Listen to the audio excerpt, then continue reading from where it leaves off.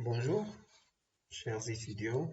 Donc, on va entamer le troisième chapitre de ce cours portant sur la matière, problèmes économiques et sociaux. Ce troisième chapitre il est d'une importance cruciale parce qu'il porte sur un phénomène socio-économique de très grande importance. Il s'agit du phénomène du sous-développement. Bien sûr, tout le monde se demande pourquoi certains pays sont développés et d'autres sont sous-développés. Quelles sont les causes du sous-développement? Les caractéristiques du sous-développement? Et bien sûr, au préalable, il faut définir le phénomène. C'est quoi le développement? C'est quoi le sous-développement? Et une fois qu'on cerne le phénomène, une fois le phénomène est cerné, de point de vue conceptuel, de point de vue caractéristique, cause, facteur, etc., le bon sens implique, on passe à ce qu'on appelle les stratégies de développement, comment sortir du sous-développement. C'est un chapitre normalement qui demande beaucoup de temps, donc on a cherché dans la mesure du possible donc à donner l'essentiel dans le minimum bien sûr de temps. C'est quoi le développement? Le développement est une totalité. Hein. C'est un tout normalement. On parle du développement, un pays développé dans le sens le plus large. Il est développé dans l'économique, dans le social, dans le culturel, etc., etc. Et donc le développement, il est pluridimensionnel. Il porte sur plusieurs dimensions. Donc parmi ces dimensions, il y a le développement économique. Et c'est quoi le développement économique et social? C'est l'ensemble des mutations, des transformations si vous voulez. Donc le développement, c'est un ensemble de transformations qui touchent toutes les structures socio-économiques du pays. La démographie, la société, la santé, la technologie, l'infrastructure, l'enseignement, voire les mentalités, même la religion subit des transformations. Tout se transforme. Donc le développement est une transformation globale de la société, qui se fait dans la société. Euh, et bien sûr, qui se fait dans une période qui n'est pas brève, hein, se fait dans une période plus ou moins longue, n'est-ce pas? Là, il faut faire attention à ne pas confondre, bien sûr, le développement et la croissance économique. La croissance économique, ce n'est qu'une dimension de développement. Autrement dit, on peut réaliser des taux de croissance très élevés, mais on peut rester dans le sous-développement. Plusieurs pays ont enregistré des taux de croissance élevés, et pourtant, on ne peut pas dire qu'ils sont des pays développés. Le cas de Qatar qui a réalisé un taux de croissance de 16% il y a 85 ans. Le Koweït, l'Arabie Saoudite, le Maroc même en 1994 peut-être, il a réalisé un taux de croissance très très élevé. Mais certains pays asiatiques également, certains pays de l'Afrique qui aujourd'hui enregistrent des taux de croissance de 8 à 9%, mais on ne peut pas dire qu'ils sont développés. Il y a donc une croissance économique et ça s'arrête là. Parce que la croissance économique, ce n'est qu'une dimension du développement. Le développement, c'est un tout.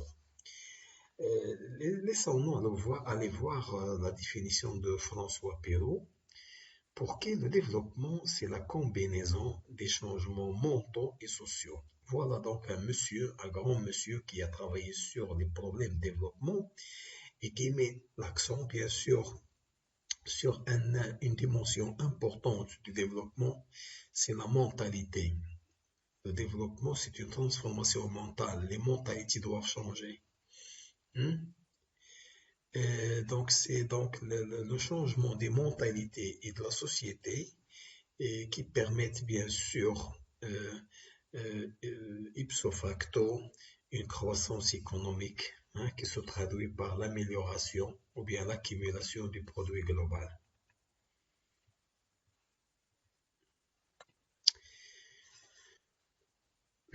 Le programme des Nations Unies pour le développement, la PNUD, ou bien le PNUD, propose 4 critères pour mesurer le développement d'un pays. Donc, il y a 4 critères pour évaluer le niveau de développement, pour dire un pays est plus développé qu'un autre. Comment un pays est plus développé qu'un autre? Il y a 4 critères proposés par le PNUD. Premièrement, le critère productivité. La productivité doit être élevée. La productivité des facteurs de production, bien sûr, et qui dit donc amélioration de la productivité, il dit bien sûr amélioration du processus d'accumulation du capital. Un élément important dans le développement. Tout pays développé, le développement en résulte généralement ce qu'on appelle la justice sociale. Tant qu'il n'y a pas de justice sociale, le pays est sous-développé. Un pays très très développé, c'est un pays qui arrive à un stade où il y a la justice sociale. La justice sociale sur tous les plans. La fiscalité, dans l'éducation, la formation, les droits de l'homme, etc., etc. Et la justice sociale peut se résumer dans la répartition équitable de la richesse créée par le pays ou bien dans le pays.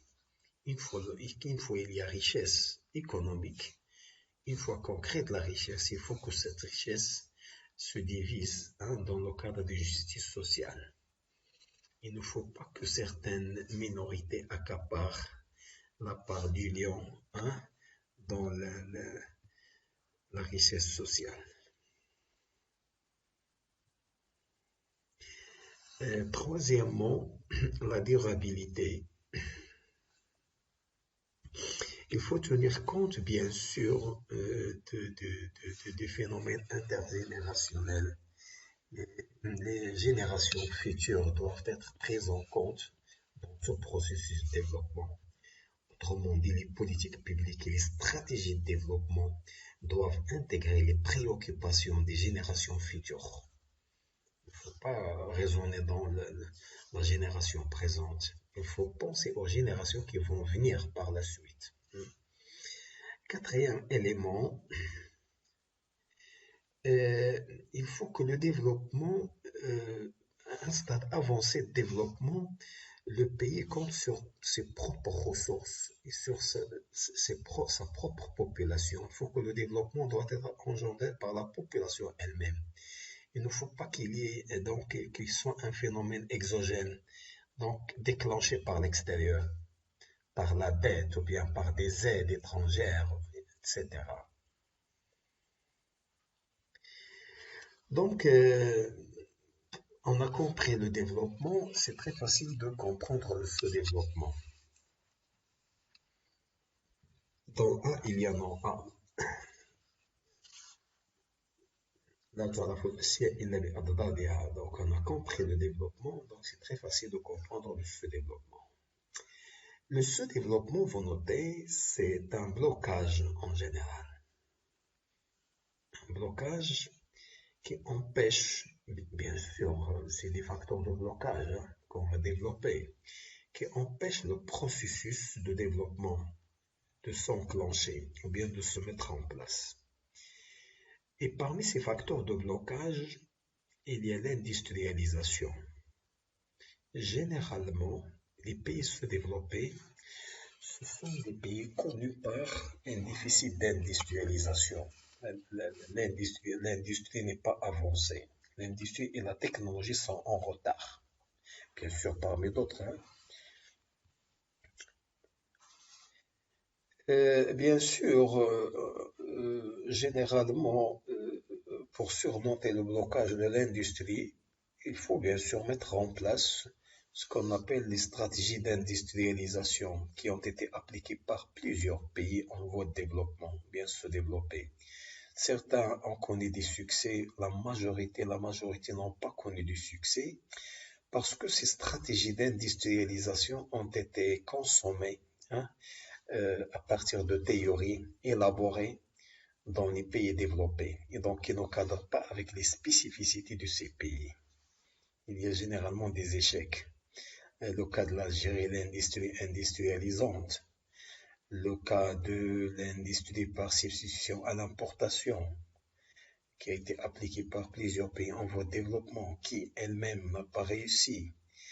Tout simplement parce que les pays sous-développés consomment des théories qui ne sont pas spécifiques à leurs caractéristiques.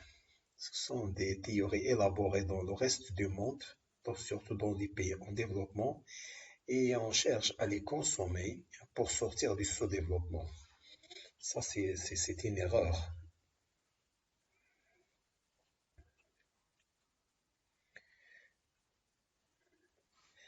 Généralement, les pays sous-développés sont connus par une autre caractéristique, c'est la forte inégalité interne. Les pays sous-développés sont caractérisés par un phénomène, celui des inégalités, hein. Les inégalités, bien sûr, de revenus, les inégalités au niveau de la fiscalité, les inégalités au niveau des chances, les inégalités de chance, les inégalités au niveau de l'accès à l'éducation, les inégalités genre entre l'homme et la femme, hein. L'homme est supérieur à la femme, ça c'est le sous-développement. Donc il y a des inégalités massives dans les pays sous-développés. Lorsque le pays accède à un niveau de développement, qui a l'égalité, hein, interne, la fiscalité, l'éducation, l'accès aux ressources essentielles, l'accès à l'infrastructure, les loisirs, la démocratie, l'égalité homme-femme. Ça, c'est un stade avancé de développement. Mais c'est pas facile, hein, c'est pas facile, c'est un travail de longue durée qui demande bien sûr la bonne volonté de la part des décideurs et la bonne volonté de la part de la population. Un auteur, Sylvie Brunel, considère que le sous-développement se manifeste par 4 critères essentiels. La pauvreté de masse.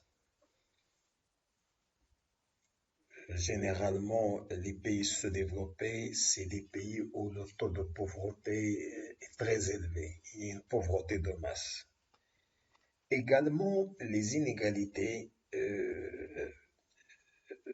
élevées, hein, à l'intérieur du pays, inégalités hommes-femmes, urbain-rural, l'éducation, fiscalité, santé, etc., etc. Un troisième élément qui caractérise ce développement, généralement les pays sous-développés, ce sont des pays qui sont relativement exclus du commerce mondial. Ils ne sont pas bien positionnés dans le commerce international. Ils ne sont pas bien positionnés, ils ne sont pas très compétitifs, hein, dans le commerce international. Un quatrième élément qui caractérise le sous-développement, c'est l'insécurité. Généralement, insécurité environnementale, mais surtout l'insécurité sanitaire. Ça c'est normal, on l'assiste, on le voit souvent dans les pays sous-développés, il y a l'insécurité de santé.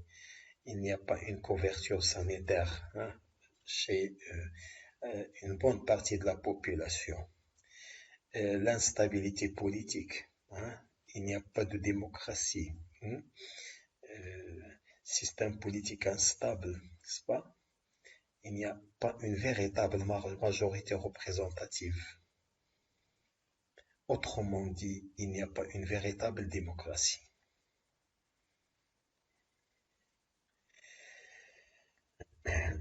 Alors, les caractéristiques de ce développement.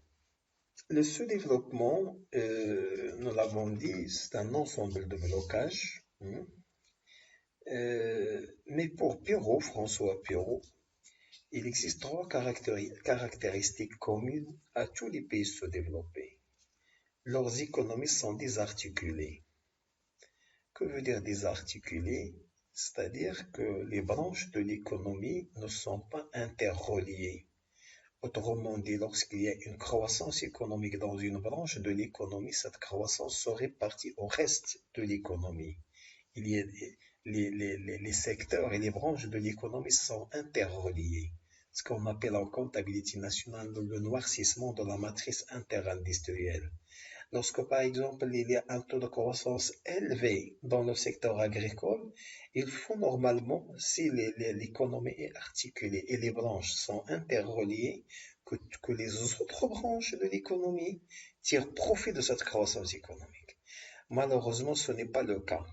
À maintes reprises, on remarque chez nous au Maroc que lorsqu'il y a un taux de croissance élevé dans le secteur agricole, les autres branches de l'économie n'en profitent pas. Pourquoi? Parce que les autres branches de l'économie ne sont pas interreliées à l'agriculture. Il en est de même chez d'autres pays. S'il y a un taux de croissance, par exemple, dans le secteur pétrolier, pour les pays exportateurs de pétrole, les autres branches de l'économie n'en profitent pas parce que l'économie elle est désarticulée. Et également, cette désarticulation se justifie également par la prédominance de ce qu'on appelle le secteur informel. Le secteur informel domine beaucoup dans les pays sous-développés.